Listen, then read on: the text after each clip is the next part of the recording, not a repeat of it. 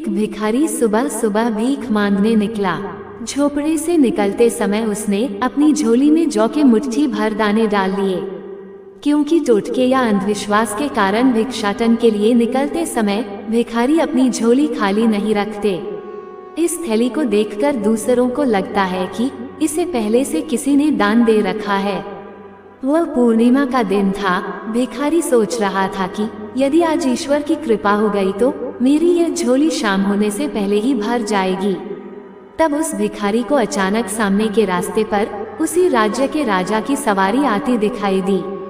भिखारी खुश हो गया। उसने सोचा, राजा के दर्शन और उनसे मिलने वाले दान से सारी दरिद्रता दूर हो जाएगी और हमारे पूरे परिवार का जीवन संवर जाएगा।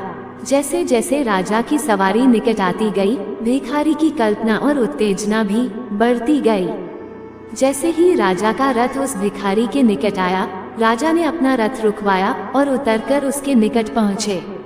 भिखारी की तो मानो सांसें ही रुकने लगीं, लेकिन राजा ने उसे कुछ देने के बदले उल्टे ही अपनी बहुमूल्य चादर उसके सामने फैला दी और उस भिखारी से भीख की याचना करने लगा। अब भिखारी को समझ नहीं आ रहा था कि वह क्या करे। अभी वह सोच ही रहा था कि राजा ने पुनः याचना की। तब भिखारी ने अपनी झोली में हाथ डाला, मगर हमेशा दूसरों से लेने वाला उसका मन देने को राजी ही नहीं हो रहा था। जैसे तैसे उसने 4 दाने जौ के निकाले और उन्हें राजा की चादर पर डाल दिया। उस दिन भिखारी को रोज से अधिक भीख भी मिली, मगर राजा को 4 दाने देने का मलाल उसके मन में सारे दिन रहा। शाम को जब उसने अपनी झोली पलटी तो उसके आश्चर्य की सीमा न रही। जिस जौ को वह ले गया था उसके 4 दाने सोने के हो गए थे।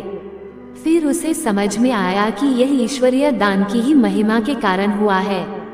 वो बहुत पछताया कि काश उस समय राजा को और अधिक जौ दी होती तो शायद मुझे और अधिक सोना मिल जाता, लेकिन मैं नहीं दे सका, क्योंकि मुझे तो हमेशा मांगने की आदत है, देने की आदत पर कभी ध्यान ही नहीं रहा। इस कहानी को अंत तक देखने के लिए आपका धन्यवाद।